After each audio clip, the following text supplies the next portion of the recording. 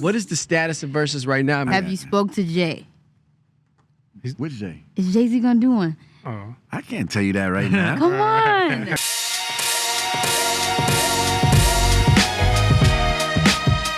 What up, y'all, and welcome back to Rotation Roundtable. It's Amazon Music, and we are live on Twitch right now. As always, we got some special guests in the building. To my right, we have Nyla Symone. We have Gabe, Mr. Step In. Step out, don't get stepped on. Mr. On the Radar Radio, you know what it is. Damn. We have the OG Rob Markman in the building. Word, I'm here, but none of that is more important than the special guest that we have with us this week. Yes. Yep. I'm super excited. Yes. Zone is here. Zone. Legendary producer and artist Swizz Beatz is in the building. Yes. Swizz, what's up, man? How you? Yo. I like it. Hold on. Yes.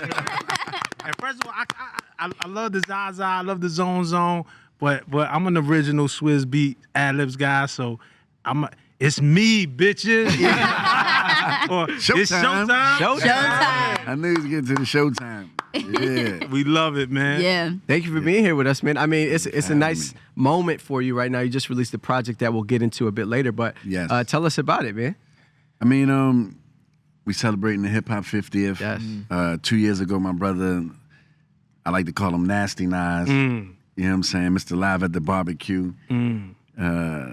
Called me and said that he was working on a project for the hip hop 50th anniversary, and he had a concept with Mass Appeal, which is his label, to celebrate the producers. And he's like, yo, I have Premiere. I want to have you. I said, okay, all right. all right. Denzel, all right. And then he said, you know, we're going to probably have Hit Boy and a couple more producers. But this is 2 years ago. And so I was like, okay, it's Nas. I'm not going to say no. Let's do it. Right. And so that 2 years felt like 2 weeks.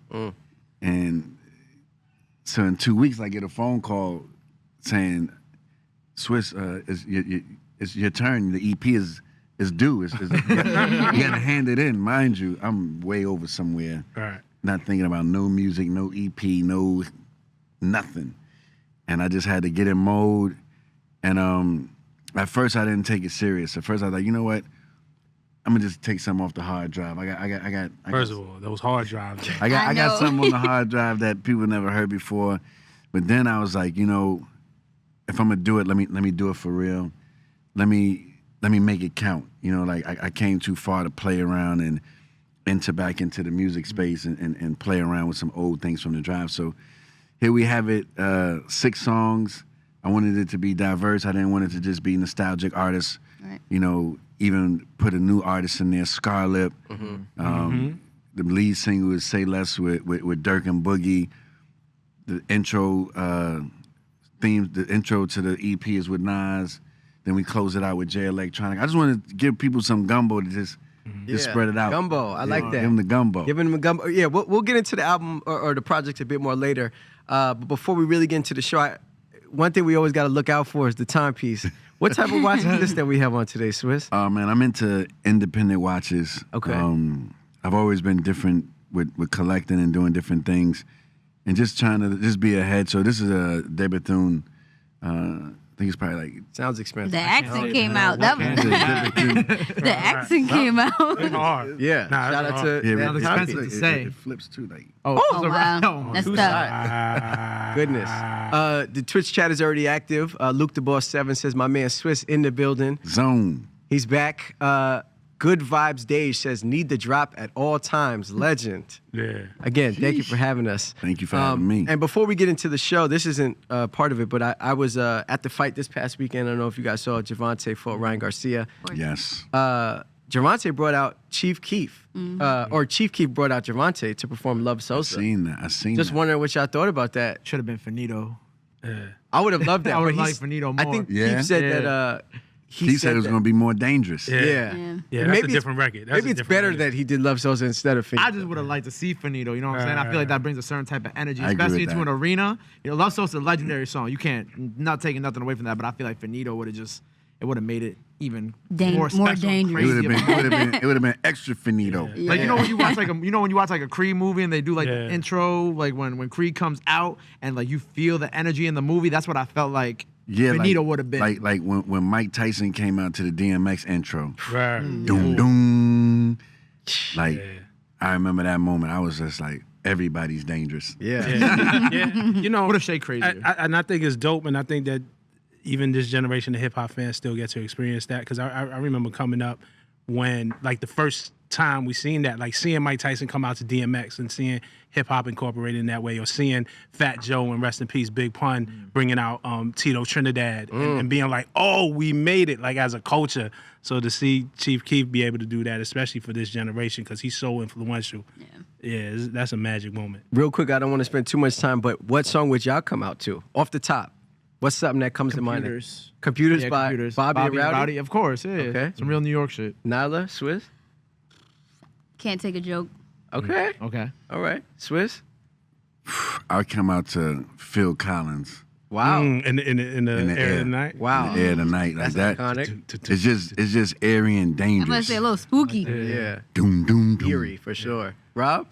I'm gonna say it's not just because Swizz is here. This is one of my favorite records. Nori is my guy. Sheesh. I'm coming out for banned from TV. That's dangerous. One of the greatest beats in hip hop dangerous. history. That's dangerous. Which also wasn't finished, right? Like, is that the No, classic story? it banned from TV, which I heard was just the intro before the beat dropped. Wow. So the beat was finished. They just didn't get to the drop. They just looped the intro they just over and over looped again. the intro and never got to the drop. And as a producer, I was like, yeah, but y'all didn't let the beat drop. It was like, nah, son, we gotta leave it like this, son. We gotta leave it. No, it was extra queens at this time, right? Nah, son, now you gotta leave it like this. You know what I'm saying? Pun like it. Like, I'm like, the beat didn't drop. I still don't understand. I feel like we gotta hear the version as you intended it at some point. I gotta down find the that line. one. It got dust on it, but whenever you dust it off, let us hear it. You know, the song came out and it went, and I forgot. You couldn't fight Moved it. on. Yeah, I just like chalked it up. I was like, okay, well, the beat's never gonna drop. Let's go. All right, we got a couple quick topics before we get to our first big question. Big question. Yes, our You first. talking B.I.G.? No, not big. No, Just I'm messing with you. just a big topic of conversation. Cassidy said that he's not interested in battling Meek Mill. When he was supposed to do that? What? Battle Battle? Meek Mill. I don't know. He was doing an interview with Vlad TV, and then Cassidy said that he doesn't view Meek Mill as a battle rapper. He said, shout out to Meek, but he ain't battle rap. Reactions? Are you looking at me? Just first? in general, just at the table. Why'd you look at Rob first? I think. I mean, obviously, He's direct line of contact. obviously Cassidy is.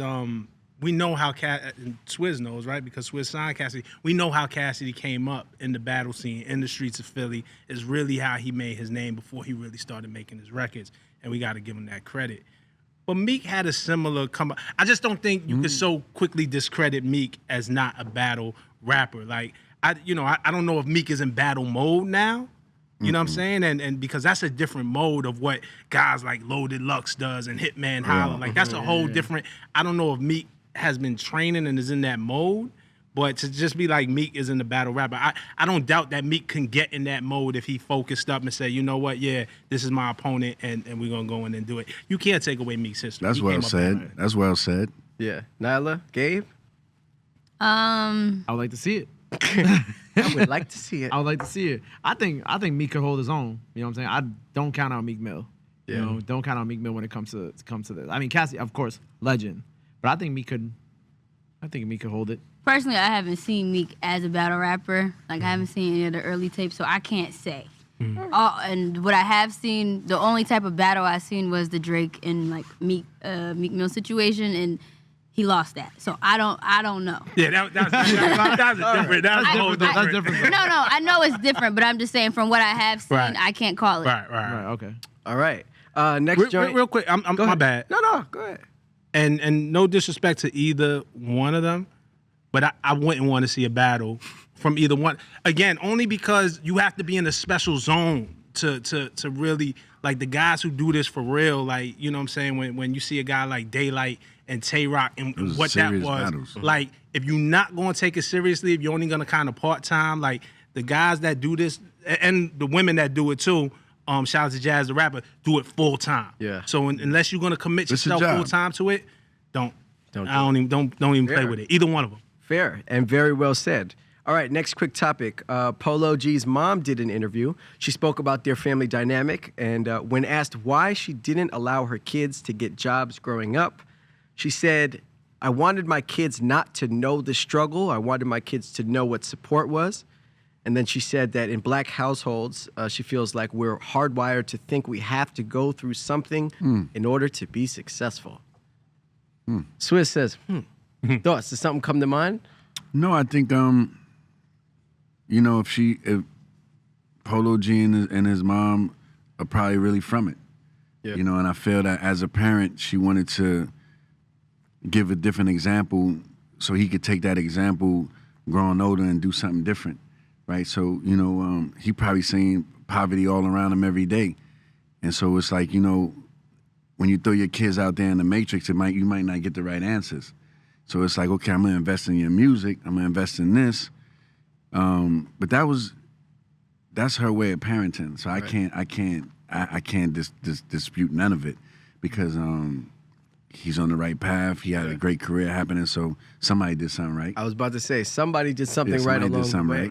Nyla, would you let your kid work a job? Would I let my kid work a job? Yeah, absolutely. But I would definitely support whatever endeavors they want to try. Like, I feel like you should allow your child to try as many things as possible. I don't have a kid yet, so I can't really relate as far as, like, how I would parent. But I think what she did is super dope. And I think that's kind of becoming more and more common because I interviewed this artist named Ruchi who's from L.A., and his mom did the same thing. He dropped out of high school, and she supported his music career, like funded it. So I think it's becoming more and more common because we're seeing, you know, we're generations in hip-hop now. So we're seeing the results. So, yeah. Okay. Right. Gabe? I was about to say, I was just watching the, there's like a Polo G documentary. That's about like an hour long. And just kind of watching where he came from in Chicago. You know, you were talking about how he was going through real things growing up. And kind of seeing even some of the early videos of him rapping in school and then rapping in his bedroom. It's like you see the potential that he had from literally from the very beginning. So I don't knock his mom for, you know, not wanting him to work a job and believing in him because you could see the talent in him. You could see the promise in him from an early age. I would, if my kid wanted to work a job, I'm all for it. I worked a lot of jobs in my life. I'm not saying that, like, you know, you have to struggle to get somewhere, but, you know, I feel like the jobs that I work build character, but building character can come in different ways and different forms, you know? The way that, you know, how I came up is different from the way that somebody else came up, but that doesn't mean that either way is the definition of what's the right way to come up in what you're doing. And I think how Polo and how his mom did it, obviously it worked. Yeah. And Polo's an incredible artist, and like I said, you see it from the very beginning. So you can't, you know, you can't look at that situation and be like, oh, you know, she's wrong. But that's just how she raised the kids, and it worked out the right way, you know. Facts. Rob, you got kids? Yeah. I got 2 sons, so and they're at that age, so I would absolutely support them to go out and get a job. For me, it's different from having a job and having work ethic. Like you could work towards a goal and not necessarily clock in somewhere. Sure. So for me, my constant thing is like, how do I build and support a work ethic? Because even somebody like Polo G, who's talented and naturally so, he also worked to get to where he at. So I don't want to confuse having a job with having a work ethic. But yeah, you know, look, man, like my son sometimes gets in this mode where he's just be on them video games all day, and I'm like, yo, you got to get up and get out. Yo, you got to get a job, B. Yeah. Like Play goody mob if you're for gonna do him. something, Your finger's gonna fall off. yeah, or if you training, because you see some of these tournaments are really serious. Some colleges give scholarships for video game play. If you working towards that, then go ahead. But if you just here Playing like casually. playing casual, man, get up, get out, and get something. That's what Outkast told me. You gotta go get it now. I think that she felt he was getting it, and he was putting his time in. He wasn't like probably just laying in the bed all day. Right. And so she was like, you know what? Just like how you said you seen the video clips, she's like, wow, like, you know, I'm watching something beautiful happen here. Let me not take him off of his focus and break his spirit. So I think it came from a genuine place. Word. Swizz, did you have any interesting jobs growing up before the music career? What'd you do? I packed bags at Seatown. Seatown. Okay, Dang. that's a New York Like, staple. Yeah. 6 years old. At 6 years old? Yeah. That's definitely I kind of invented the bag packing system in St. Mary's Projects. Like nobody was packing bags, and I used to go shopping with my grandmother, and she used to make me help the old ladies pack their bags. And then one of the old ladies took a 2 liter, the bottom of a 2 liter, and took the bottom off and put it so people can give me tips. And then it was good money, right? And then so from there, my other job was I was cutting hair in a barbershop. I was the youngest barber, and I was like 12, cutting hair, selling mixtapes. So I was charging $30 a haircut. Back then, Yeah, $30 back a then, haircut yeah. is crazy. Yeah, so you got a mixtape, then you got a cut, but I was doing designs. It was a value proposition. Yeah, I gave you the whole package. All right. That was at Dome Groomers on Boston Road. And then my last job after that was I worked in a quick little like a seafood restaurant, and it was over for me. That was the last job. What was the time between you doing the seafood restaurant and getting your first placement on Is Dark 3 and Hell years. Hot was the first one, right? No. It was Banned from TV. It was Banned from TV, okay. Tear the Roof. It was a couple. It was probably about 3 years before. 3 years, right? Yeah, like 14. So one last question. You said 6 years old packing bags at Seatown. Yeah. Your son Egypt at around 5 or 6 years old, producer for Kendrick Lamar. Like when He you got me compare beat. your lives. Yeah, he got me beat. I'm not gonna lie. Yeah. But that's what we're supposed to do. Yeah. You know, like our kids supposed to elevate it to the next level, especially coming from where his mom come from, Hell's Kitchen, where I come from, the South Bronx, and having success. Like we want to make sure our kids is leveling it up, and we just support that, just like how Polo G moms is supporting. Yeah. The Egypt ass work. We working. All my kids work. They can't. I can't do it. Yeah. That's dope. You know. There's someone out there who can say they got a cut or a fade or a design by Swizz Beatz. That's a very rare thing to be able to say. The whole Boston Road now. Yeah. All right, let's jump into some of these comments. Silent Ninja 1462 said, I got Swizz as my account name on Call of Duty. Damn. Much love, man. Are we winning? I hope you have a good... he might have to revoke that depending on your record. Crispy Jack says, Rob out here like no thanks to a battle between Meek and Cassidy. Damn. I did kind of. I get. Yeah. Okay. You know you would watch it though. I would definitely watch it. I would definitely tune in. Absolutely. I'm watching it. But you know, I think it's hard for rappers who come from that and then go to the recording process and then go back into battling. Like historically, it hasn't been the easiest transition to go back once you've been in. I think it can happen. Yeah. And the reason why I think it can happen, I did create Verzuz, but the reason why I think it can happen because it's all about the format. Now, if you go on the format that you're saying that Low Deluxe in them on, I won't recommend that. Right. But I think a special situation can happen where, listen, these are 10 beats. Let's go. And I think Meek got 10 verses that's gonna feel absolutely. like something. Yeah. That's definitely got 10 verses that's gonna feel like something. Yep. That's why that's why Swizz is Swizz. That's a whole low new key is a concept whole right new there. concept, a whole new format. You know what I trademark mean? that real quick. It's trademarked already. No, It's trademarked it's before you walked closer in the than you building. think. It's already in the works. He actually orchestrated the Cassidy Meek battle that's happening next week. All right, Baguette Baby said, jobs build character. Working a job makes you appreciate the people doing work around you at the store, the coffee shop, customer service, etc. That's a fact. I agree with that. D Block 54 says, does anyone know where he got that green jacket from? Rob? Oh, this? Yeah. Little Polo Ralph I was Lauren looking Polo at that. Sport. I was like, my man got this. Yeah, from the Ralph store. Okay. Yeah. All right. Indemar is back. They said jacket vibes from the table. I love it. Yeah. Yeah, look, Everyone, I wish y'all would have fresh told me AV. we was doing jackets today. I ain't gonna lie. I was gonna put the AV on today. I was gonna put the one that Nas had in the Street Dreams, the remix video, the red and white one that Biggie had and Nas had. You I got was gonna that throw jacket? today. I absolutely have it. Yeah. Sheesh. And I changed it up. I said, you know, I'm gonna go with the low today. But I'm glad. You know what I'm saying? Like Swizz is shining. That's Nah, I'm light. I'm gonna well. You know, I'm light. For You got the vintage polo on. Yeah, right. I can't talk. That's the vintage Pete. All right. Skittle Farts 91 said, I think as society is slowly becoming more inclusive, it also kind of takes away the stigma on musicians being labeled in negative light, i.e. rough pasts, or it being a career that goes nowhere, etc., though there are great songs born from authentic narratives shown in music. Shout out to you for that thesis. I agree. I don't know what that was in response to. No, I was trying to figure it out. I was trying to piece but I it. agree with it. But they was just saying that work hard. Precisely that. Work hard. Round it out. Crispy Jack said, everyone in the hood was a bag packer. Been there. Also at Seatown.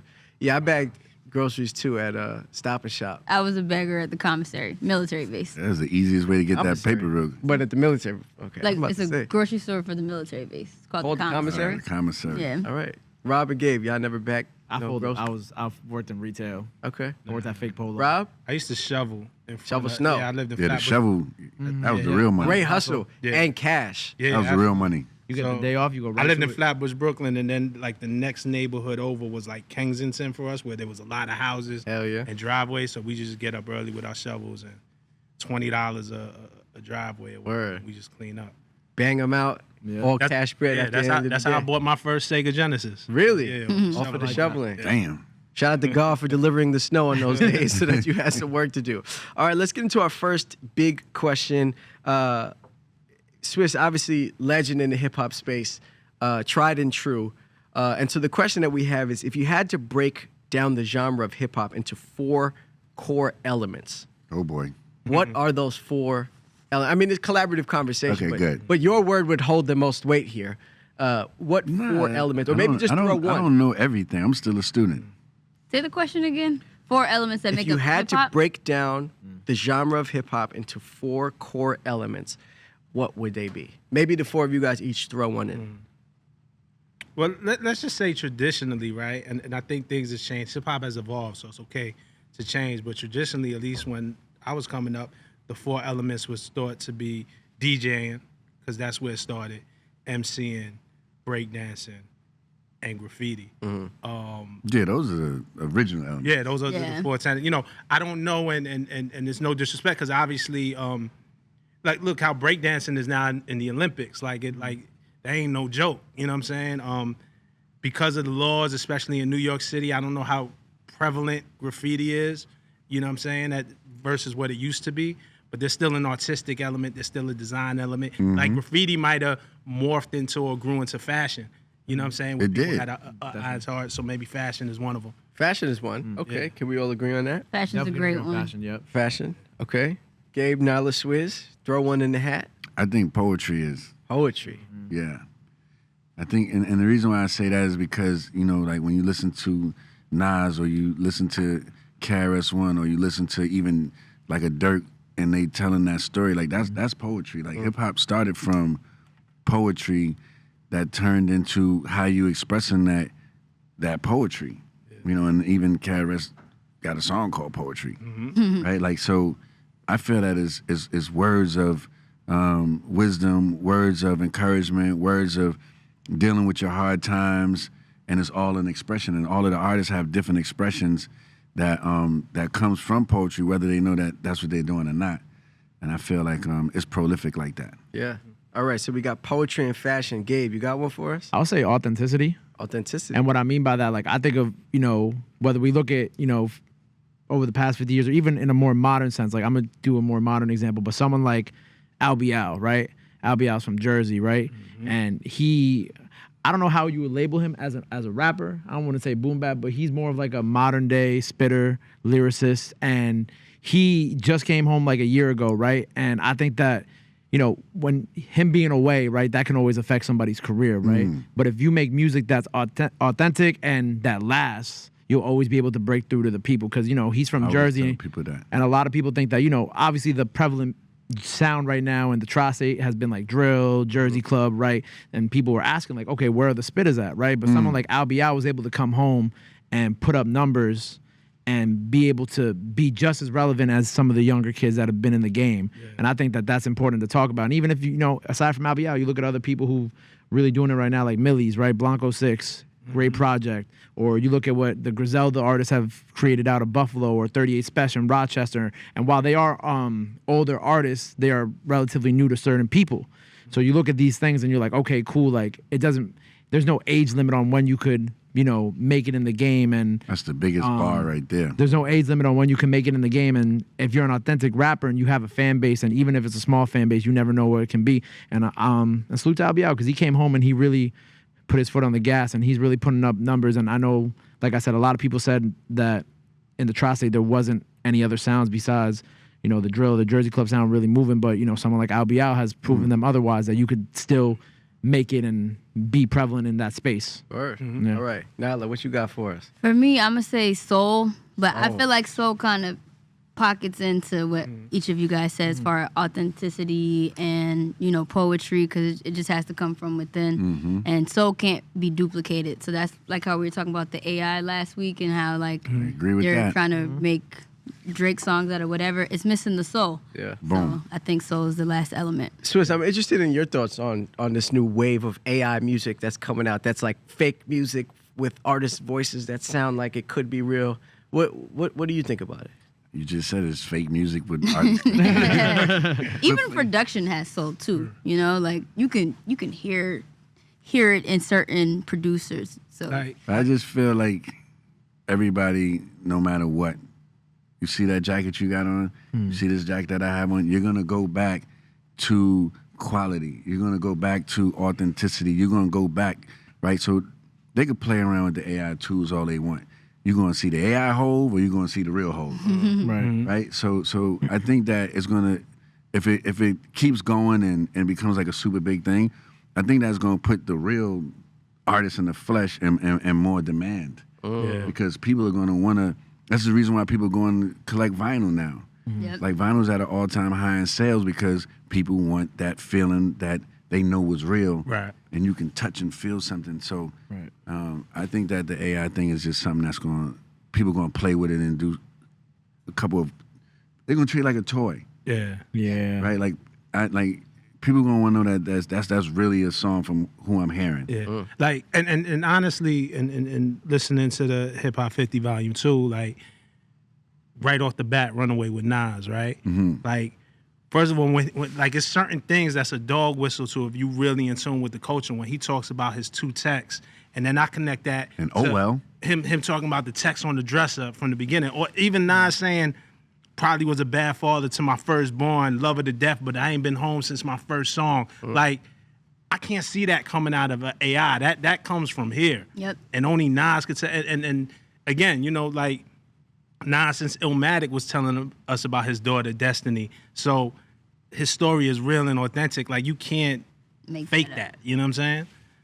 Can't fake that essence, that spirit, that soul. Yeah. Like, it was what I was saying kind of last week, even about the Drake stuff. Like, he has to tell you about the heartbreak, the different stories. Like you could scratch the surface. You could tell AI could probably use the slang and all of this shit, but you're not gonna get the soul. You're not gonna get the stories. Like, you can't get a song cry from AI. You can't get a Dear Mama.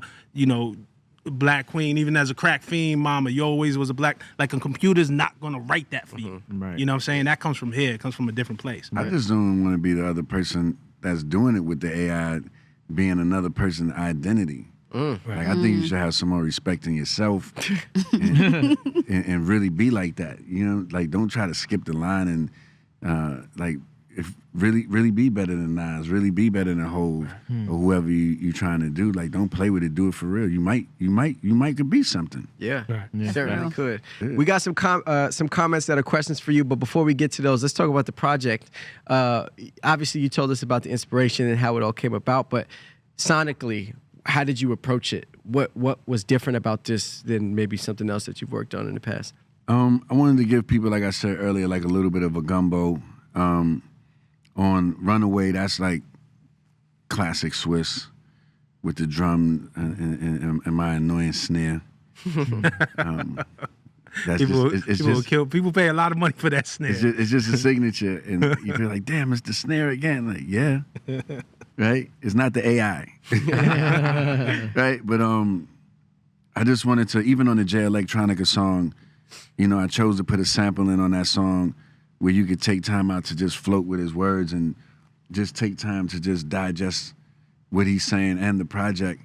And on Say Less, it was just more of an aggressive approach, something like I would have gave X, but with just a little bit more bounce that fit their cadence. But Dirk and Boogie. Yeah, fit their cadence and their character. And then on City's Supposed to Sound Like, that's Fabio and Bandman Drill from Jersey. Like, I just wanted to hear them on a non-drill beat, right? Like, so I just wanted to test them and just, challenge them to do something different because maybe that's what they're gonna want to do later, And just because one sound have you moving this way today, you should be available to do all sounds. Right. And so I challenged them on purpose with that song, and I love it. And then I always wanted to use the Onyx sample from "Throw Your Guns in the Air" with Jada Kiss, Benny the Butcher, Scarlett from the Bronx. I put the boom bap to represent the hip hop 50th. So I used the KRS-One drums on purpose. Right. Because that's where I'm from, and when KRS-One did the South Bronx, I felt like I knew my last name. Yeah. You know what I'm saying? Like, I knew I was a part of a place that was serious when I heard that song, and it made me take hip hop serious. So that was an homage back to the Bronx where I'm from, and where hip hop definitely got that stamp at. Till somebody else could prove something different. I'm sure people can. You know what I'm saying? But yeah, I just went and wanted to touch all different places and give people 6 songs that just had different energies and different stories, and I'm not stopping now. So I was about to say on the outro of the Jay Electronica record, you was really talking that shit. I don't think we didn't hear that. He said, "I'm back and I'm here to play." It was cute since I've been gone, but you're back now. No, because people don't understand. Hip hop is like, it's okay to be competitive. Yeah, like, for that's sure. Like, this is how it started. Like, this is not like social media where you can't say things. Like, hip hop is born because it's a rebellious art. Yeah. It's a rebellious art. Like, people said how they said and still was cool with people. Right. But I was saying more so like, everybody could beat Jordan when he's not playing. Right. Anybody could beat LeBron on the court when he's not playing. Right. But when they on the court, we're going to see who's who and what's what. Right. And that's just it. That reminded me of The Last Dance when Jordan was in the locker room with the baseball bat. He was like, it's easy to talk shit when you up 5, but when it's 0-0 and you can talk shit, that's a real man. Yeah. That's what I said. Well, I have a question, though. Like, sometimes you like feel it in the air. We can see the temperature going on, and I don't know nothing, but I get this feeling. I want to know what zone you and Wayne are in, because you just came off of giving us Can't Nobody. Yeah. And then y'all did this shit right here on this album. We still got more. And I kind of feel like you and Wayne are up to something. We should be. Right. We should be. We naturally up to something. Like, me and Wayne got a lot of songs together. I support every project. I've been supporting a lot of projects that he's been doing for years. Like Wayne, I knew Wayne since we was the youngest on the Rough Rider Cash Money tour. Right.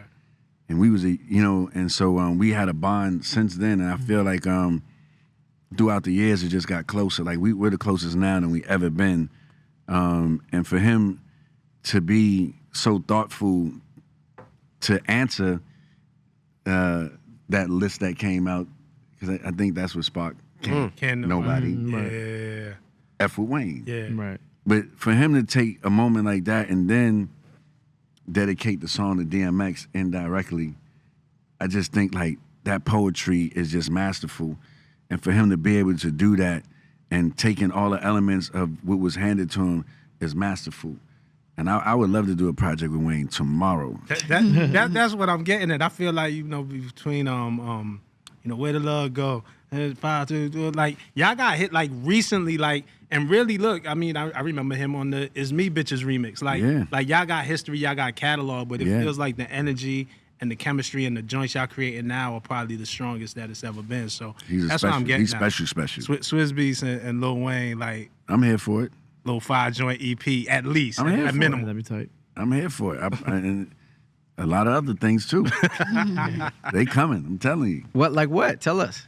No, like I said, like, this Hip Hop 50th Volume 2, it just made me want to go into uncharted waters with artists that people would never think that we'll be getting together and doing and lighting the fire, and then doing things like what you said, with Wayne and other artists that it's just curation. Like I just feel like the 6 songs allow you to curate. It's not overcooking the cake. I don't even want to hear 16 records of me. Right. right. You know what I'm saying? Like, I'll listen to half of what I did today and half of what I did tomorrow, but like, it should be digestible because I want to challenge people now sonically, right? Like, I'm at the point where I don't even like the way my music sound right now. Like what people know me for is just my music is the only thing that's not caught up to my real life, right? And it's because maybe I took too many breaks, maybe a bunch of things, but like I travel, I have a vast collection of sounds in my brain and from experiencing other people's culture, and I feel that it's my job to like share that with everyone. So, you know, I could easily give Wayne or Kiss or whoever the things that y'all know what y'all gonna hear. But the challenge is to give y'all something that y'all wasn't expecting to hear and that artist wasn't expecting to do. Now we doing something, right? Because I didn't, you know, 500-something million records sold, you know, like, Yeah. that like, you gotta do something different. You know, challenge. Like seriously, like, we can't just be comfortable about what we did yesterday or how it sounded yesterday. Like, if you're not moving current in the future, just don't come outside. Right. You know what I'm saying? That's scary, man. Just because of what you've accomplished, what you've already given to the game, what you solidified, and for you to sit here and tell us that you're not satisfied resting on those laurels. I mean, there are guys out there who have accomplished a tenth of what you accomplished and think that's it, that they reached the mountaintop. So I say all that to say we've seen your greatness, we've experienced your greatness, and the way you're talking now, I'm a little bit afraid of where it goes from here. You know, I just need the artist to be open-minded so we could, because it's an equal partnership. Right. Right? Like, so I could have this big vision and the artist might just be comfortable sitting in that chair. Right. I want to work. I want to come outside. I want you to do something very uncomfortable but masterful at the same time and keeping it true to yourself. I'm not telling you to do something that's not going to elevate what you're doing.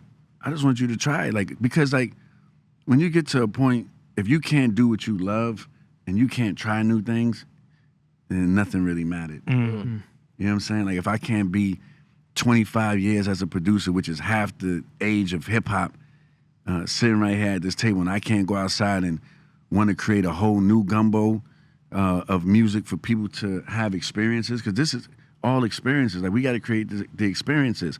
If I can't go out there comfortably and do that, then I never did nothing. I understand that. I feel like as a DJ, you know, prior to the pandemic, definitely was like all hip hop. Pandemic hit, I'm like, I need something else. I got into like funk and soul. Then I went to Ghana, and now I'm like stuck on Afro beats. So like, what is the sound that you're tapping into right now?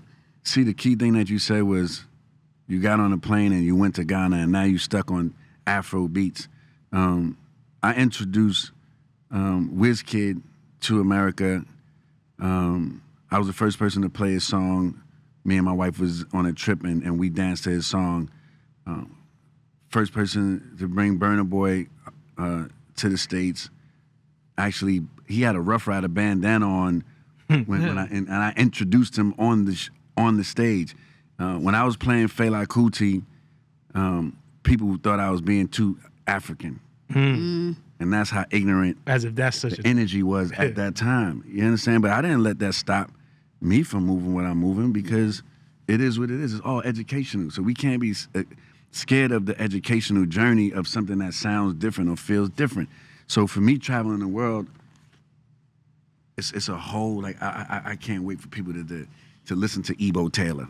It's scary that you say it's education, and because over there they know all of our stuff, but we don't know any of them. And like, I grew up in Maryland, so when I moved here, I got introduced to like Afrobeat, soca, reggaeton, and like all that was like a foreign language to me. So I think it's gonna be interesting to see how it pierces through. It's piercing through, by the way. People are more open-minded. They just need the right entry point. Yeah. You know, like the presentation has to be proper, and which is why I want to do what I want to do, because I want to be a part of the presentation as well, and just feed it slow, and then people will go off to their own journey. They just need some. Okay, I went to Ghana. Oh, what's this sound? Oh, man.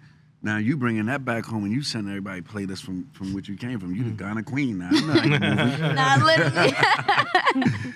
Let's jump into some of these comments. Pursuit of Happiness says, Did J. Cole help produce a Swizz album? He executive produced Poison. Yeah, he executive produced Poison. One of my favorite projects. But that reminds me of one of my favorite social media clips of you explaining, or there's a play on words of Poison. Can you tell us about this? Sometimes you need to poise on to find out your poison or something like that. I was talking out my ass.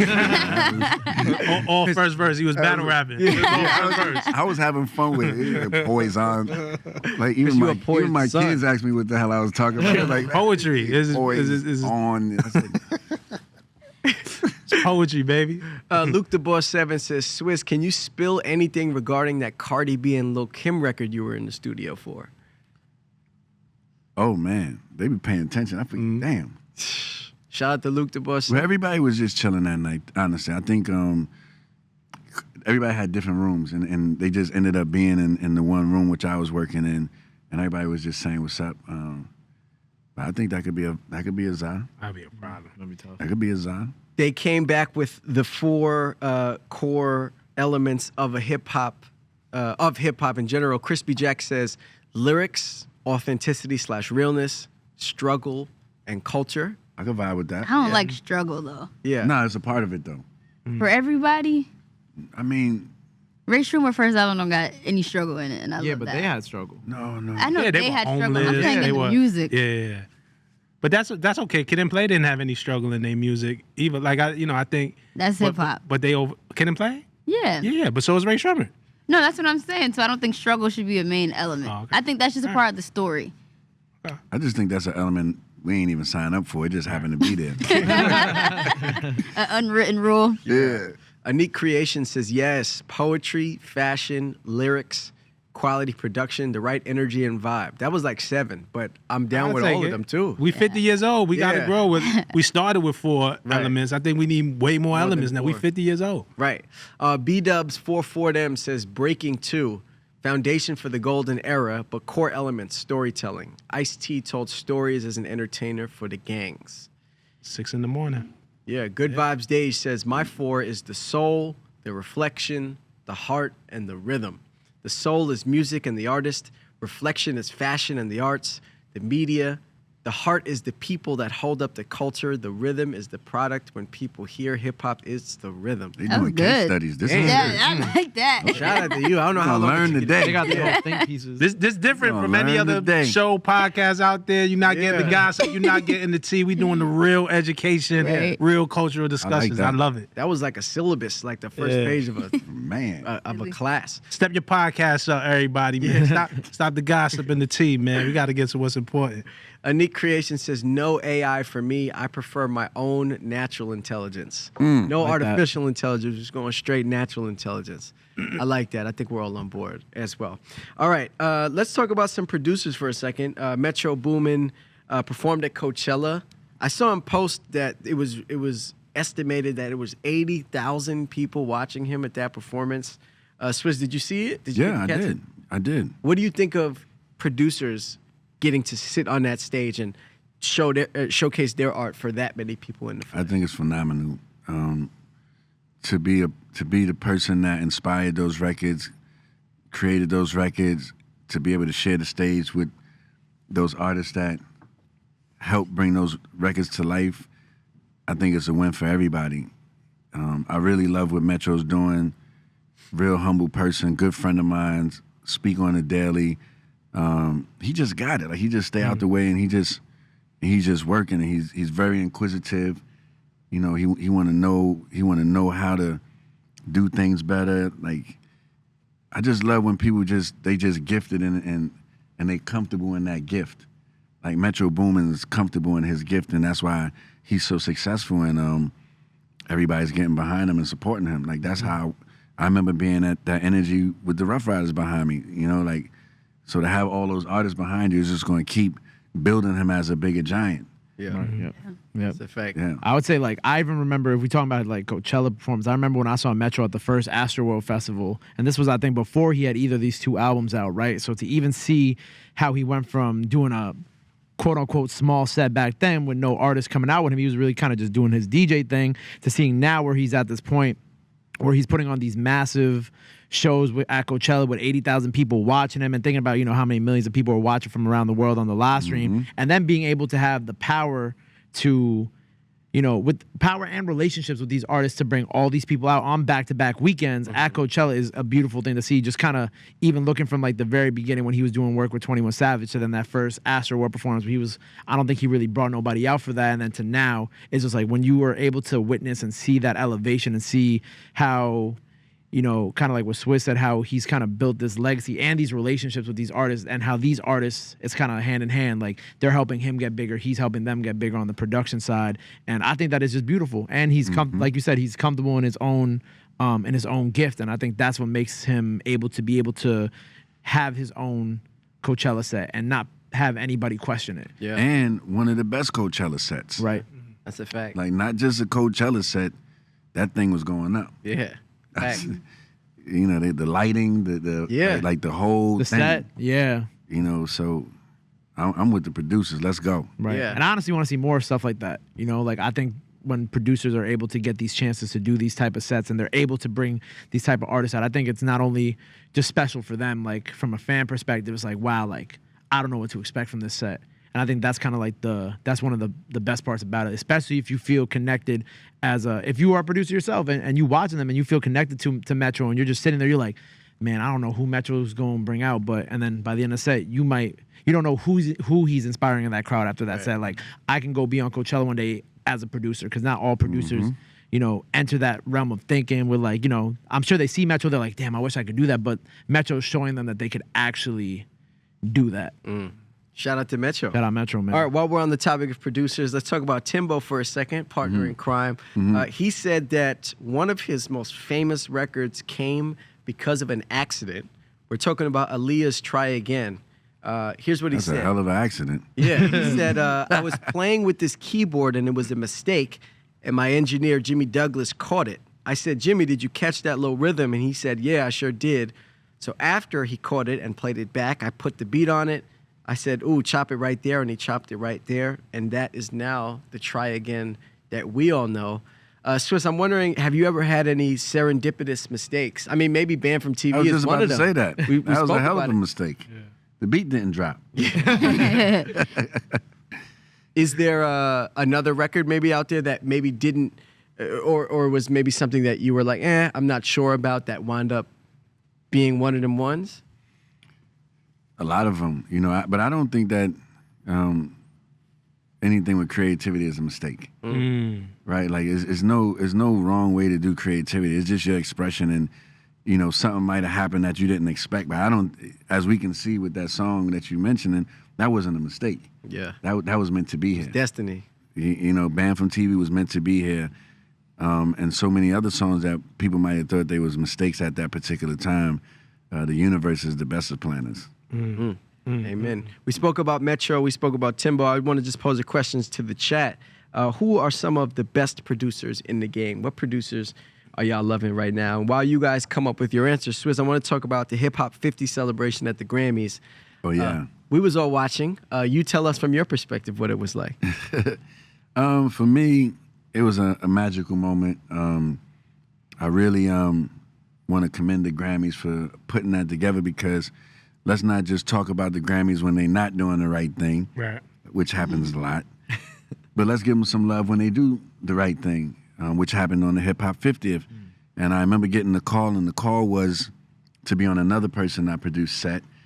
And I was excited about it, but then I was like, wait a minute, let me see the list again. And I didn't see my family on the list. And I was just like, guys, I know what I did alone as a producer. And if you just add X, what he's done, we're not talking about the Locks or Eve or Drag or the groundbreaking tours and everything that we've done. I think we need to do this. And although my family had a bad rap because the street life was for real at that particular time, so a lot of people chose not to deal with the Rough Riders because it came with 200 people. Right. Right? And so I at that time, okay, I hear you. But now, after the work was put in and the hundreds of millions of records sold, I still think that the artists and Rough Riders should be in them conversations, and Right. because we changed the game, like we changed the sound, like people was doing different things when we came out. You know what I'm saying? The music, everybody was sampling. We came through, made everybody want to get bikes, made everybody want to have dogs, made everybody want to wear R jackets, all type of things. You know, and it's a family business. Still is today, still family owned. So when I was on that stage, I had to hold the Rough Rider flag up because that represented everybody that couldn't be on that stage. But then also seeing the Lox do "We Gonna Make It," which is an iconic classic for the first time ever on that Grammy stage. I don't even think they even did any of their own songs on that Grammy stage unless they was on a feature of somebody that I guess was accepted. So for me, I had to fight for that moment for the Lox and the R to get the representation, even if it was for 60 seconds. I didn't care. Yeah. Right. So it was monumental for me. Yeah. Rob, what'd you think? Thank you. I thought it was amazing. I thought, look, man, I think Hip Hop 50th. I tweeted this the other day too. There's a lot of lists coming out, right? The list kind of got Wayne a little rattled, and we got Can't Nobody. We got Great Art because of it. There's a lot of lists, right? In media, we do lists every year, and it's starting to get divisive. But look, in Hip Hop 50, I don't mean to cut you off. Yeah. Was Jadakiss on that list? I don't remember. I barely paid attention. I hope so. I hope so. I absolutely I don't hope think so. Jadakiss was Jay on didn't that make the list. list, the top 50. Like, but look But at you what. seen what he did in Verzuz? Absolutely. That made the list. Legendary performance. That is Favorite the verses list. ever. That made the list. But here's what I'm saying is we make these lists. We've seen Melly Mel talk about it. We see Jim Jones questioning Pusha T's place on the list. It's all this divisiveness. For Hip Hop 50, I don't want to see any more lists. I want to see us bringing generations I'm here together. to tell you, you're going to see a few more lists. I've seen a couple of lists today. I know.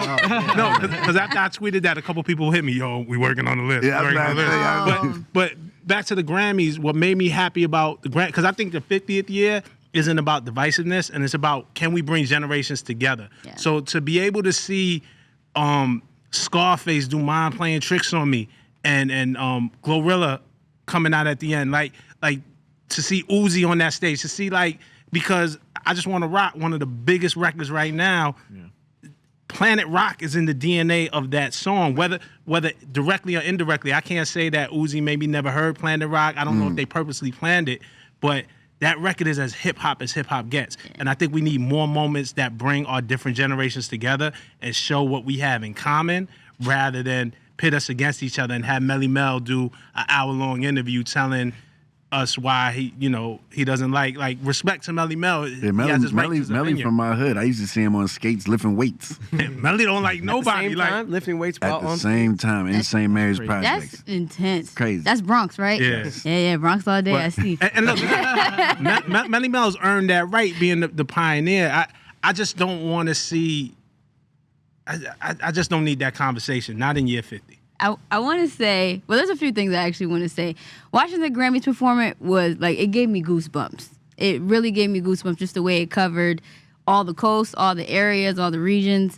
But to the conversation about Coachella and Metro Boomin doing that, what I think is really dope about it is the fact that it's kind of like what DJ Drama's doing, even what DJ Khaled does, because Drama brought out Jeezy and Wayne and all of them at the Dreamville Festival the year before. But to me, what's cool about it is that it's community. And what you're saying is it just needs to be unity. So I just like seeing hip hop unity. It reminds me of early on in hip hop, you had the native tongues and it was a group and everybody was solo, but everybody's still working together. So I think that's what collectively we need to get back to. So I think Metro Boomin is doing that. The producers and the DJs are doing that right now. So that's my flowers to them. All right. Yeah. Amen. I agree with that. Let's jump into some of these comments. Often Space said it might be easier to be a producer than a rapper these days. Less competition and less beef. Anik Creation says, so will we ever get another Rough Riders compilation? Swizz? We should. We should. We should. All right. People chimed in on what their opinion is on the best producers in the game. Grandma's Choice says, yay, Just Blaze, Dilla, Justice League. Rune Prince says Corday. Often Space says DJ Drama still killing it. Pharrell still killing it. Oh, yeah. King of the World says 40. Valentin says Pierre Bourne.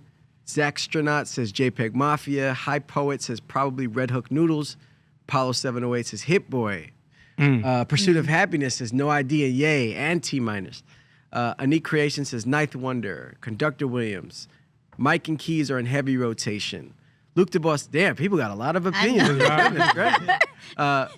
Luke the Boss 7 says Metro Boom and Hit Boy, Hit Kid and Swiss, of course. Jake Cap 110 says Binks on the rise. Just wait, yeah. I don't know how to. Is it Binks? Is that how you pronounce it? Who made the new? Benny X. Benny X. He made the Drake. Search and Rescue. Search and Rescue. Yeah. I looked it up. It's Benny X. Benny X. Okay, thank you for that. And my damn governor says Ninth and Hit Boy. Can I say something Go ahead. while you drink water? Because you just said Yeah, bro. Let me long get a sip of water. Goodness gracious. I was gonna say I see somebody mention Jay Dilla, and I just watched his documentary on his life, and I knew about Jay Dilla, but I didn't really realize his catalog like that. Like, Oh yeah. man, shout out to Jay Dilla. If you guys Shout out haven't to watched Jay that Dilla for documentary, sure. Where can people check it out? it's on Hulu and it's on something else. It might be on Amazon. I gotta too. see Check that. it out. Somebody said a comment though, and that producers have less beef. Yeah. Can we pull Swizz, that is that comment? true? Can we pull that comment back up? Is there less? Is there less amongst friction producers? I between feel like producers Swizz is amongst trying to rappers? reignite it the way he ended the Jay Electronica record. Why you say that?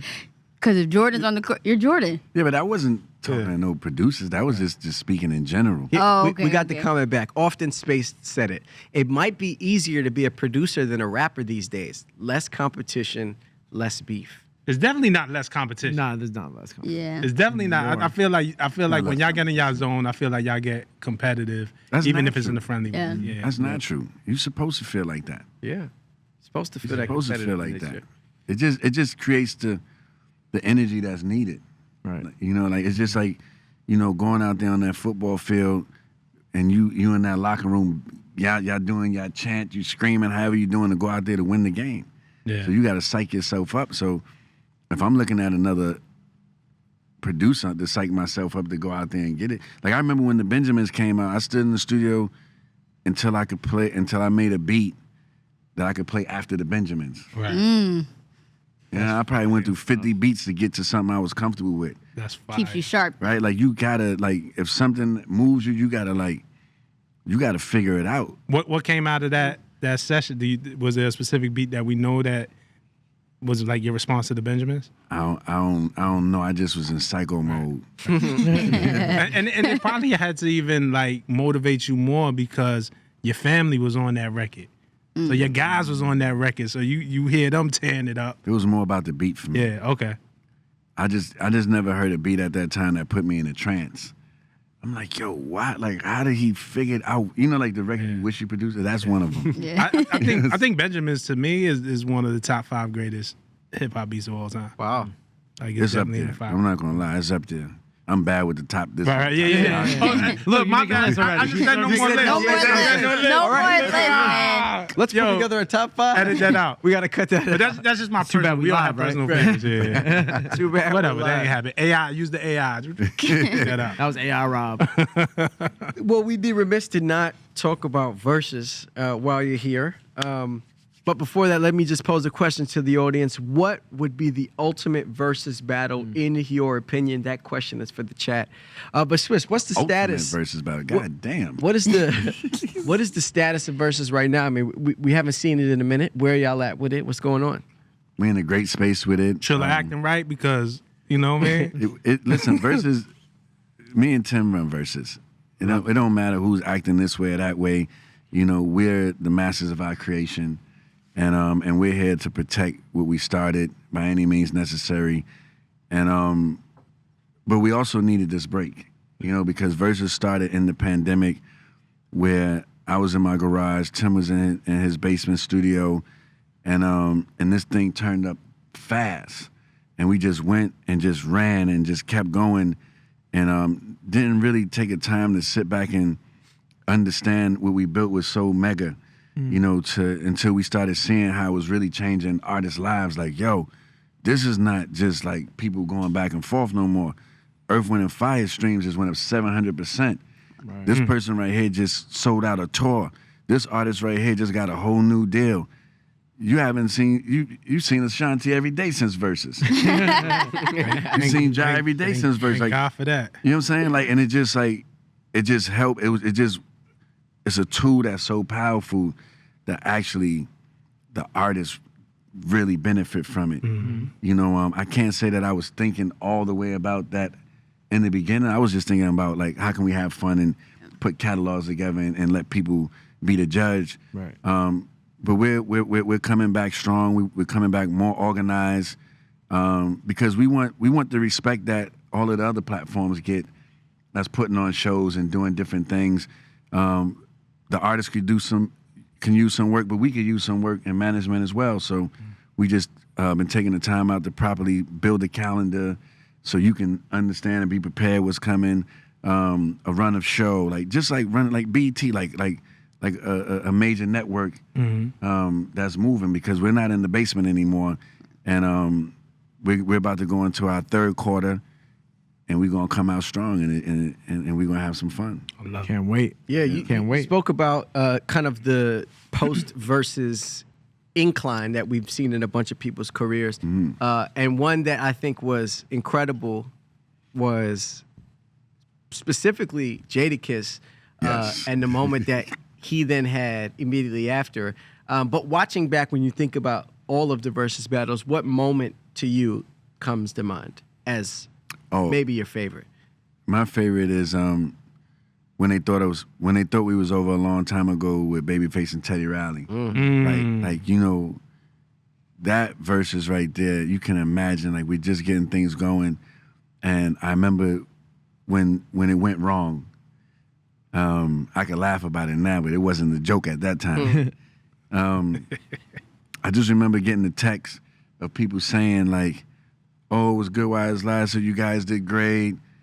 Boom, they just canceled us out like so quick, and I was just like, "Oh, y'all don't know who y'all dealing with." Yeah. Like I get fueled off of people doubting the energy and the love that we have for this. Yeah. Now, I have for this for sure, and so I just was like, "Nah, we doing this over." But that was part of the fun too in the early days because it was an event. It was the height of the pandemic. We were locked down. We didn't know what COVID was going to become. Most of us were really just staying at home, and Verzuz gave us a reason to get dressed. Or you know, I know me and my wife had like date nights. Like in the house, like watching Verzuz. Yo, I'm gonna pour you a drink. Me and my We dad gonna are pour you a betting. drink. Like, nah, Yeah. they're gonna crush it. He's like, man, you don't know music. They're gonna. Watching Verzuz on the laptop or the iPad, but still being in the group chat, but also being in the comment section.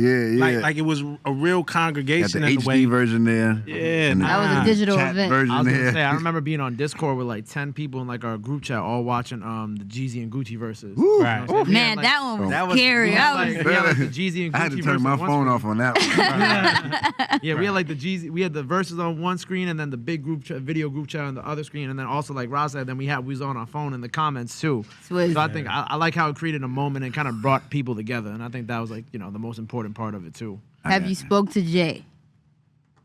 Which day? Is Jay-Z gonna do one? I can't tell you that right now. Come on. Why would I can't- If he was gonna do one, who would you like to see him go against? Well, that's what I was gonna ask him.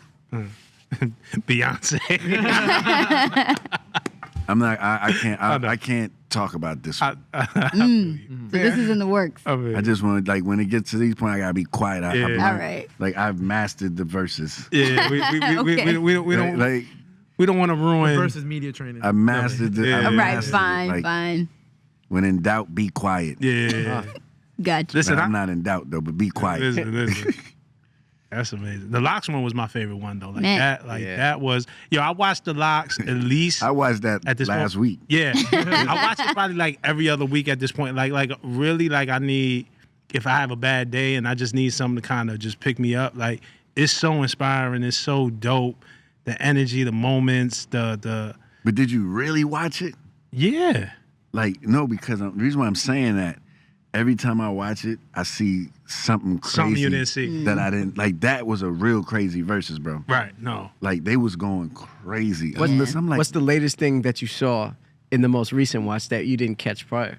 Sheik Luke was talking so disrespectful. I'm sitting there like, why is Sheik talking like I didn't pay attention to that Cam, before? them knocking Joel's bandana off, Cam on the lawn It chair was and spicy. kicking them No, like they was it was all spicy. talking crazy Yeah, to each other. yeah. Everybody, Freaky Zeke was talking Yeah. wreck. I'm like, when did he say this? Yeah. But they really, they really got love for each other. Of course. You know, so I love it when you can put on a good show and still be homies for real, for real. I loved when because it was like a chess match, and it really felt like they were live in real time. Like I know what I seen. When Cam drops New York, you know what I'm saying, with him and Jay, Welcome to New York City, and then Kiss, well, I got one of those too, and drops 100 Guns, 100. Like it felt like, because I know a lot of artists just come with a set list and kind of follow the script, and that's cool and that works for some people, but it really felt like the shit was living and breathing, and they was changing the script on the fly. It felt like a chess match. Yeah. One thing that I know you probably didn't notice, which I just noticed, was in the beginning of the verses, about until the song dropped, the first song dropped, Kiss was standing still, not saying nothing. He was just like this. Really? Like, he was so in his head. Yeah. I was like, why is he looking like this? Yeah. He did not budge. He did not blink. He came there to sink a ship. Yeah. Like, he thought everything out perfectly. And when he was ready, Delivered. The ship got sank. That's when the show started. Yeah. Because you look at it, it started with, he was like, all right, well, he said, Cam, you live in Miami, like, let's go. Bam, whatever he said, but the man ain't talked the whole time. Yeah. Yeah, and the rest of them was carrying on in the background. He didn't say nothing. Yeah. That's crazy. He was war He ready. was playing that moment. Yeah, he was war ready. That was incredible. That's history, yo. That is honestly, and not just because you're here, I say this without you being here. I think, to me, it's my favorite verses, but that was just one of the, again, not a list, but that was one of the most greatest moments in hip hop history. I don't know if it's 100, if it's 200, whatever, but like when you just think about just great moments in hip hop that you will always remember, I think that's one of them. Word. It's for me, even if we never did another verses, I've had fun. Yeah. Man, yeah. Not that that's the case. Right. But like the amount of excitement, the amount of people we was able to showcase in a undivided attention way. You know, the artists that came before our time that got to step on that stage, and music wasn't about how old you was or how young you was. It was just about how many hits you had and how you wanted to celebrate it. So I definitely I'm cool whether we have another versus or not, me personally. But the people want more, so we got the bags packed. Right. Definitely more. All right, let's jump into the comments on what people felt would be the ultimate versus battle. I'm interested to see you guys react and what y'all think. King of the World says J. Cole versus Kendrick. Yes. Look, yeah. hold on. Kendrick Damn. Cole. Wow. Yeah. Like, You had that ready. Yeah. What's the other one that you have written? Well, first of all, Kendrick Cole, to me, I would love to see verses get younger. Like, I think the stigma is that it's for more seasoned and veteran artists. But That was for a reason. yeah. That was for a reason, because I feel if we would have started where you want to see it, Yeah. we wouldn't have been able to go backwards. But I think now is a good time. Oh, it's happening. Okay. It's Oh, happening. man. I'm excited. Oh, it's happening. I'm excited. Real quick, my list, and then we'll get back. I want to see Mary J. Blige and Mariah Carey. Okay. Who wins? That comes up a lot. I don't Yeah, know. it does. I want to see, and you- particularly if they do their remixes. Did you put your list together for that before you said that? What you mean?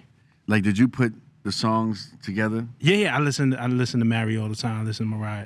So you know you're 20 for each that Yeah. you do. And they got missiles. Kendrick He's Cole. being- That is Swizz is sus right now. Look. Swizz is sus right now. Nah. He's telling us something without telling us No, I'm something. just listening. right. Jay and Nas. Okay. Just for the moment of us seeing, not even for they did they battle already, is done. But I just think them on stage going song for song, You back like that to one? back, would be a special That's a good one. moment. You know what I'm saying? Swizz is talking without talking. No, I ain't saying shit. yeah, he's and, just listening. That's and, it. I like that one that a lot of people have been talking about. I want to see happen. Diddy and Jermaine. And JD.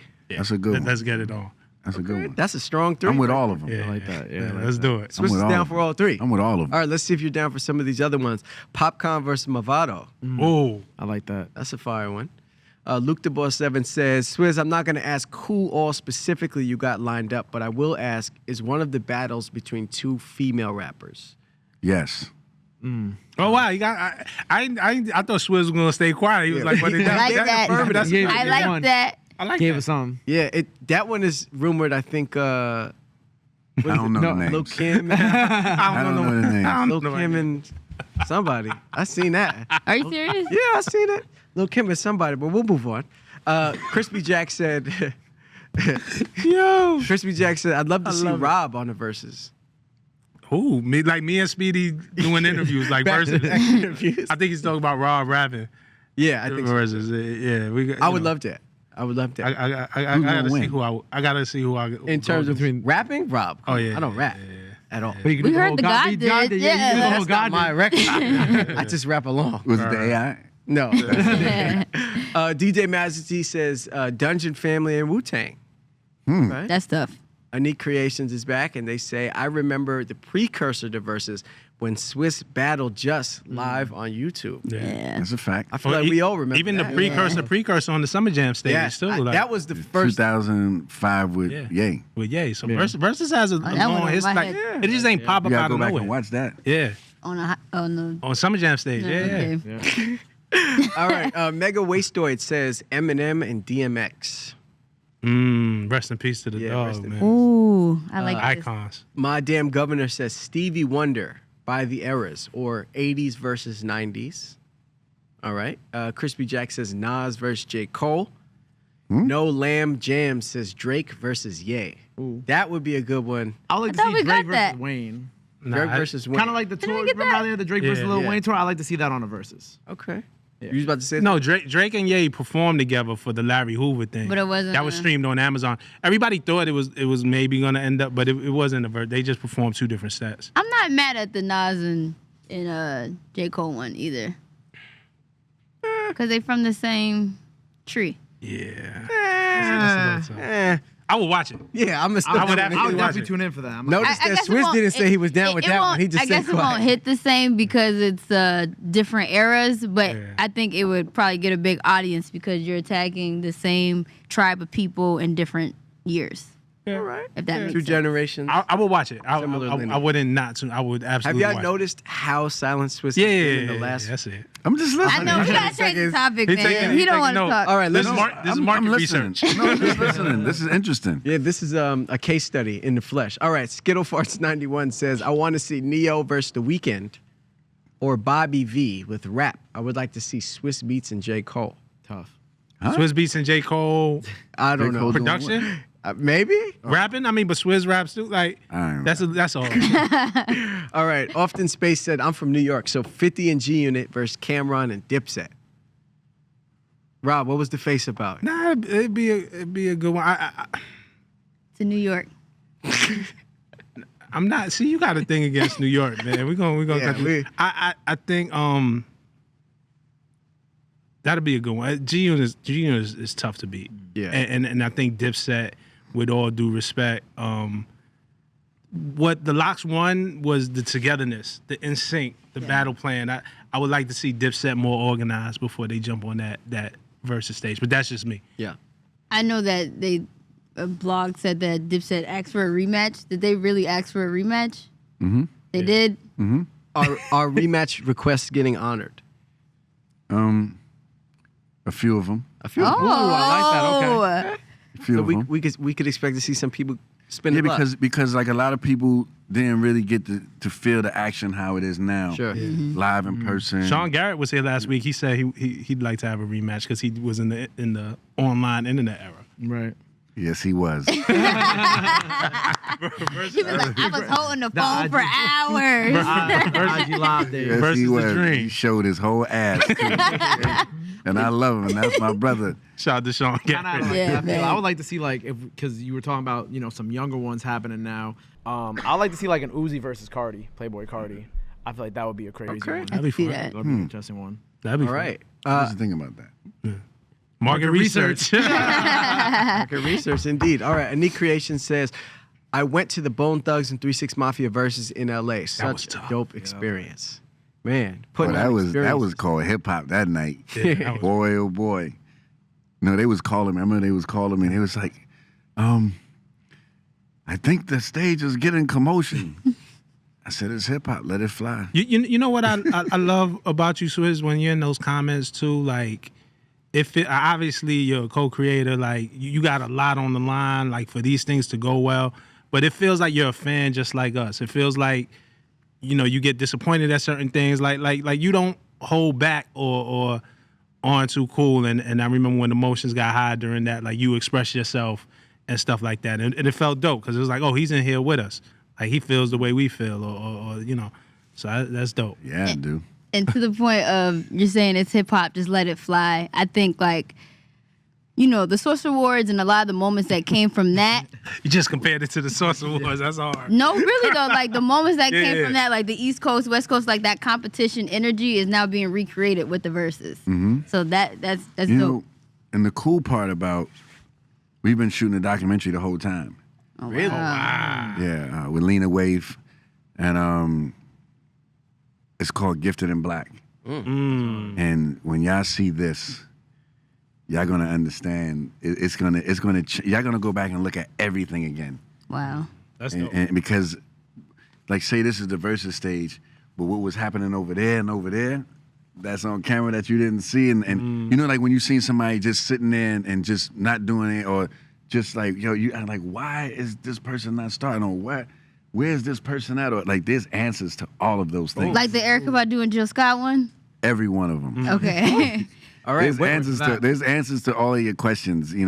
I think 60% you're gonna lose it. Like, why? Like, I gotta apologize to that person. Wow. There's stories behind what was going on. When could we expect something like that? It started off as a doc, but now it's like it has to be a series. It's too many. It's just like Too many moments. It's too many moments. Like, we tried to stop it like 10 times, and it's like, this gotta go. This is just. So now we're just gonna just keep it as a series for Amazon. Okay. Amazon. Yeah. Home team. Yay. I was gonna put that. I was gonna say, like, if you don't got a home for it, Amazon, what's up? Yeah. But Yeah. Home we team. already locked in. Let's go. We locked in, baby. It makes sense. All right, our last segment before we get out of here is called My Rotation. Essentially, it's when each of us say who is in our rotation, I whether wrote it's down your rotation. I don't got no cards. no, you don't need one. You come off the top. I know, whether messing with them. whether it's a song, an artist, or a project that's in your rotation. We always like to end with Gabe, so Nyla is looking for hers. Yeah. I I'm can ready. go first if you want. Go ahead. I'll follow up. My rotation pick for this weekend, and I'm not even certain how to pronounce the name of the song, but I think it's called Mission Suicida. It's by this young woman named BB Tricks. She's kind of giving European/Spain Ice Spice. Oh, her. I love her. Yes. I don't hard. know what she's saying, but the sound is cool. And on this song specifically, they sampled the Law and Order theme song. Yes. So it's like another Oh, fun. yeah, I seen that. There's That a was- lot that of- was crazy. It's like That a was hard. fun That was hilarious. drill record that's kind of Ice Spice, but in Spanish. There's a ton of Law and Order samples out there. Are there? That was the first time I biggest heard one is one. the biggest Lil one is Tyler. probably La Tyler. Yeah, La Tyler. He sampled one too. Okay. Yeah, La Tyler, OMBJD out of New York. Did one on my show. The Law Okay. and Order sample. So there's Fire. a couple out there. Okay. Nyla, you seem ready? Yeah, I'm gonna go with. I know I did they last week, but a lot of people who tweeted me and was like, "This project is so tough." They tapped in, so I'm glad you guys tapped in. I'm gonna put you onto another gem that they're featured on. It's by an artist named Lido, and it's called Not Enough. Now, what's dope about this record though is that it's a New Jack Swing record, and people aren't making New Jack Swing anymore, so it has like that Teddy Riley feel. So definitely tap in. Not Enough by Lido featuring They. Okay. that. All right, Rob, what you got? I got to shout out Lloyd Banks. Just Banks? put out, Course of Shout the out to Inevitable Banks. 3. Just the growth of, we were talking about G-Unit earlier, larger than life. Like, they were like the Beatles of rap, definitely, in their height. And just to see how Banks grown as a father, as a man, his perspective on this record. So, it features Method Man, Dave East, Vado, 38 Special, Yayo's on it, and my man Cormega's on it too. Like, Word. just if you like some grown perspective in hip hop. So this week I'm going with Lloyd Banks' Course of the Inevitable 3. Okay. Swizz, what you got? What's in your rotation? I'm gonna go. Since I spoke about it earlier, I'm gonna go Ebo Taylor. Song is called Love and Death. Love and Death. Yes. Okay, what type of vibe is it? It's an international za. An international Za. Yes, Yo, you say Za for Za. everything. The drip is on, the sound is on. Okay, Gabe, International Za. it's showtime. This So is Gabe's first context. This is Gabe's segment. Like Okay. he thrives in this element. I love right this. now. I love this. So this week, he actually was just on my show today. Shorty out of Baltimore. Baltimore. You know what I'm saying? He does a lot of work with West Coast artists. He's worked with Mozzie, got O3 Greedo on his new project, and his new project actually drops this Friday, A Life for Two. The song I'm picking this week is How High off that project. And my favorite thing about getting to meet some of these artists, especially at these points in their lives, is watching them grow.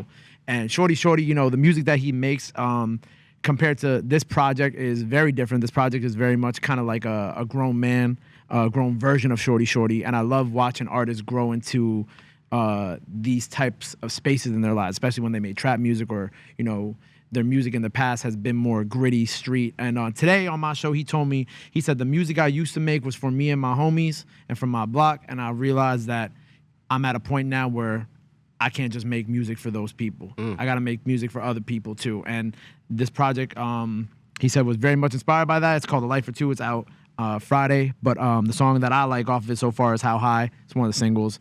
And he's dope, man. Shout out Baltimore. Shout out Shorty. Shout out Shorty. And he got O3 Greedo on the project, and O3 Greedo's at home, so I'm very excited for it. Okay. And I'm playing Scarlett. This is New York as well. Yeah. Za, za, za. Yes. Shout out to Scarlett, a polarizing artist at this time. but PA quarter straight, man. That's a hard She record. apologized for that shit. Yeah, okay. Respectfully. Nah, that's a hard record, man. Shout out Scarlett. All right. Well, before we go, just want to remind you all that Tuesdays and Thursdays you can catch Nyla and Gabe on Rotation Radio. Yep. Big show planned for tomorrow. Anything people can look forward New to? music. Yeah, we're gonna play all the picks from that we picked today. We normally do that every Thursday. Yeah. And just get you ready for New Music Fridays. You know, we got a lot of fire dropping this week. Blue Bucks Clan and Draco the Ruler, Long Live Draco, got a project coming out Friday, so I'm gonna play some stuff for them. Then Nyla gonna hit us with that good R&B. I know I'm heavy on the R&B. And then me and her collab on the Afrobeat joints, you know, because Yes. we're both big on Afrobeat. Because she went to Ghana. Because she went to Right. Ghana. I actually have a caught that Ghanaian flight. name, so I hate that you said that. No, you said that you went to Ghana. Yeah. And that's how you explored and found the water. Yeah, pretty much. Yeah. Caught a so- flight and everything changed after that. Yeah. Yeah. Oh, and our replay of our interview with Annalie Choppa Yeah. is live on the AMP app. Annalie stopped by, called into the show yesterday, so NLE Choppa links NLE Gabe. you know what it is. Oh my God, they had a moment. You know what it is. Tap in. Talked to Annalie Choppa yesterday, talked to Sexy Red today. I'm having a great week. All right. Well, who knows what's next for you, bro? Shit. Za, za, za. Right. Exactly. If you guys ever miss an episode of Rotation Roundtable, you can check us out at Amazon.com/Rotation Roundtable. The episodes drop every week on Thursdays. Mondays at 6 p.m. Pacific, 9 p.m. Eastern. You can catch Group Thread. They're focusing on Hip Hop 50 with host Naima Cochran. And we will be back next week, same time, same place. Yep. Yep. Rob Markman, Gabe, Zone, Swizz Beatz. Za, za, za. Za, za, za. Nyla, Symone, I'm Speedy. And we'll see you guys next Wednesday. Yes. Y'all be safe. Peace.